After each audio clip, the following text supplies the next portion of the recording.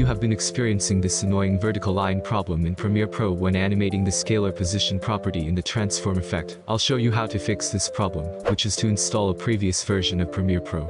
To do this, open up Adobe Creative Cloud and make sure you are in the All Apps tab. Find Premiere Pro, click on the three dots, then Other Versions. Version 24.1 of Premiere Pro is currently installed and is the one that is causing the issue. Go down to Older Versions and click Install on whichever older version of Premiere Pro you like. Version 24.0.3 works fine for me, but if it doesn't for you, you can install a different version.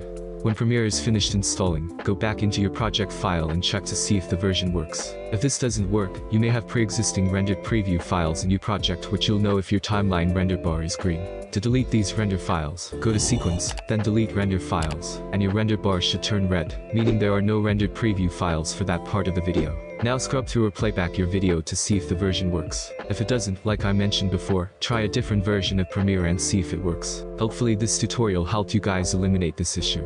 Thank you for watching and have a great day.